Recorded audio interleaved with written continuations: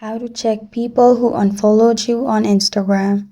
Hi everyone, it's Sophia to assist you today. Without any delay, let's jump right in. First, open Instagram, log into your account, then click on your profile on bottom left or bottom right. Then click on three lines located on top right. In here, go to Account Center, then go to Your Information and Permission.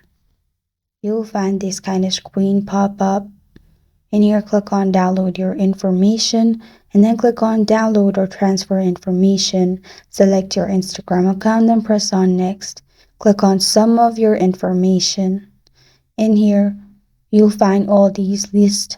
Make sure you only click on followings and followers and then press on next. After that, click on download to device and then select your Gmail. Then create a file.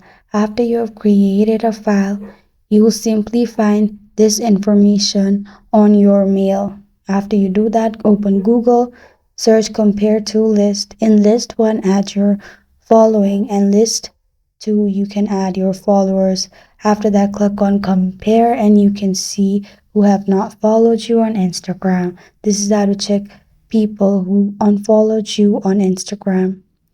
Thank you for joining me today. If this video helps you out, please leave a like and subscribe for more. Got a question or want to suggest a topic? Comment below.